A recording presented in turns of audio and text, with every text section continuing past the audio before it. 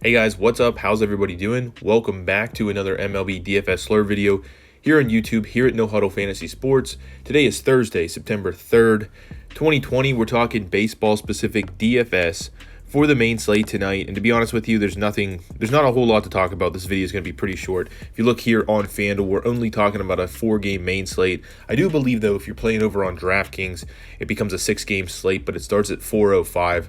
So just keep that in mind wherever you're playing. We, of course, always on the Slurve videos dive into the FanDuel app here, talk specific pitcher stacks, some individual bats, all the good stuff for your main slate DFS. But as I mentioned, we're going to quickly go over this. This is not a slate that I'm particularly fond of when there's only 4 games. It's hard to differentiate. You got to take some big risk if you want to play in tournaments. I just don't think it's the greatest night in the world. So personally, I might play a couple of different cash games. There is some spots you can go to and just let it go with that. But for those of you that want to play tonight, we are going to dive into it here. Let's pick a random contest and start off with the pitcher position as always. In my opinion, I think you just have to go Clayton Kershaw. I will be, as I mentioned, playing cash games, but at $10,900, he's pricey. But, I mean, where else are you going to go? Today, pitching at home versus Arizona. Arizona just, as a lefty, Arizona just traded away Starling Marte, one of their best bats, a right-handed bat. So they've gotten worse as a lineup. And speaking on that, they're actually a bottom 5 team in WRC+, WOBA, ISO, almost every advanced stat for a lineup versus left-handers. They're bottom of the league. So, and by bottom of the league, I'm talking almost nearly the worst team versus left-handers. And that's a 2020 stat. So that was with Marte.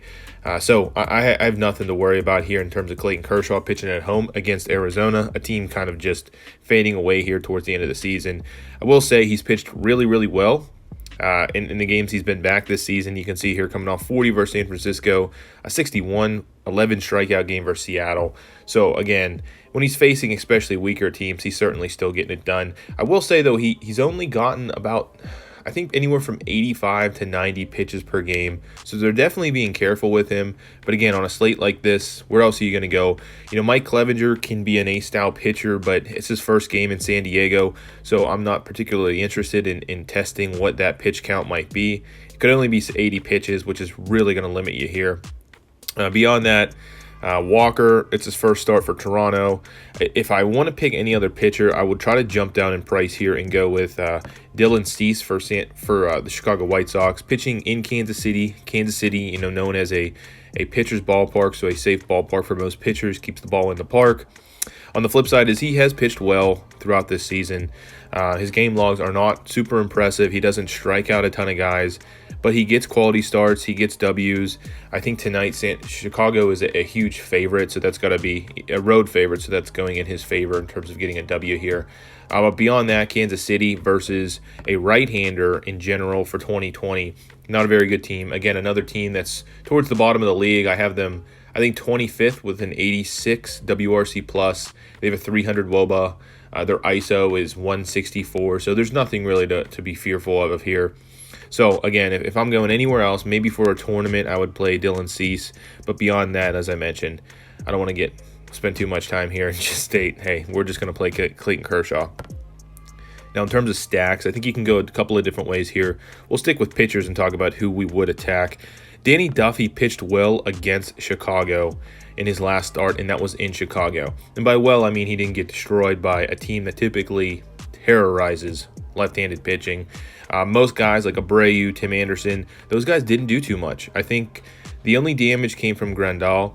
So, in my opinion, I think they will go lower owned compared to other stacks tonight.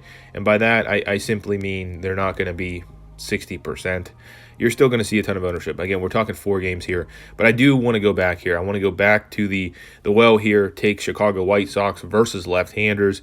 They have just been absolutely crushing left-handers. They lead the league in every stat, whether it's power, WOBA, ISO, WRC+. They don't strike out a ton. It's just such a good lineup to attack left-handers with. And yes, Kansas City is a pitcher's park. Again, I talked about Cease. This is what I mean. I think he's going to get plenty of support here from this stack. But the guys you want to go with in general, I'll highlight them all here.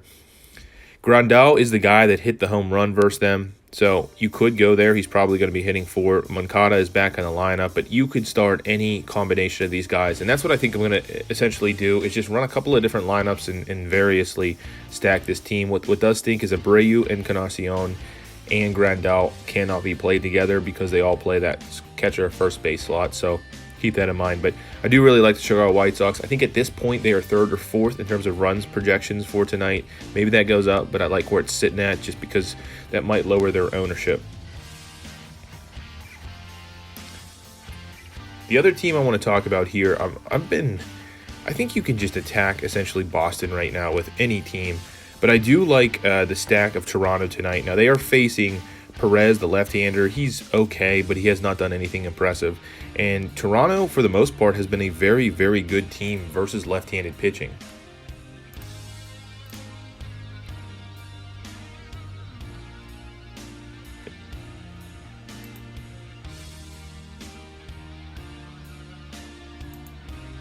They are essentially just outside the top 10 when you talk about, again, WRC+, WOBA, ISO, versus left-handed pitching on the season. They have a lot of good bats.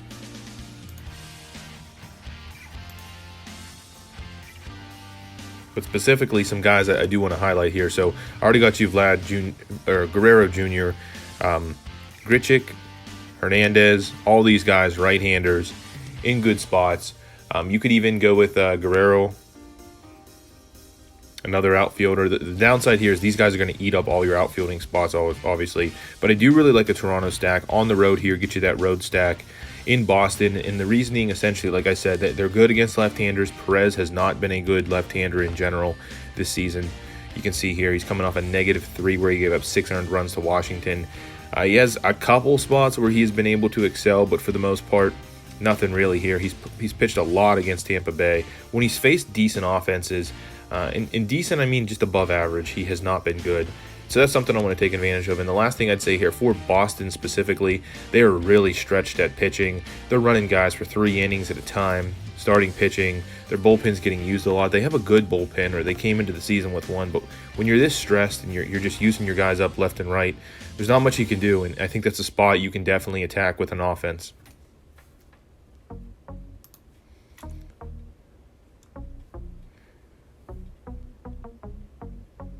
Now, if you want to talk some individual bats, again, any of the guys I mentioned already, but Fernando Tatis Jr., obviously at shortstop, he has just been absolutely on fire this season. He's very expensive, so if you can make it work, like maybe if you go with a Chicago White Sox pitcher or something, you can make it work there. I talked about Grichuk. I really like him. Mookie Betts in a good spot tonight. You could flip to the other side here. Ohtani's been hitting the ball decently well. I mean, for his price, I think you can go with Ohtani.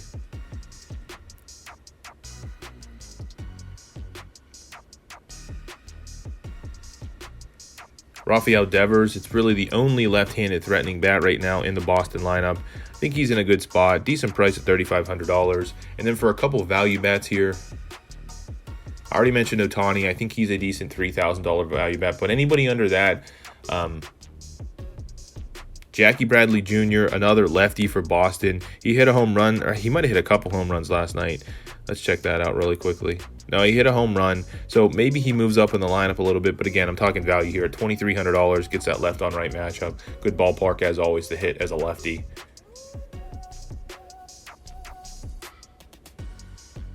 And then, of course, my boy, as always, my boy, Jock Peterson.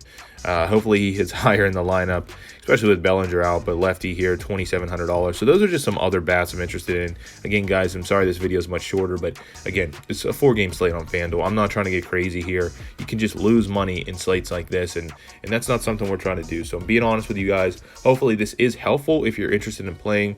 As I mentioned, as a quick recap, I'm talking about Clayton Kershaw, pitcher, maybe going with Dylan Cease as a tournament play there. I'm interested in stacking Toronto, and I'm interested in stacking the Chicago White Sox anytime they face a lefty. And so that really wraps it up. Again, hopefully this video is helpful for you guys. If you're new here, simply haven't done so already, I would really appreciate a like on this video, but more importantly, I would really appreciate you guys subscribing to the channel, doing DFS baseball content every single day. Beyond that, we're also doing NFL here coming up, I think within the next week, which is pretty crazy. But as always, good luck tonight, and I will catch you in the next video.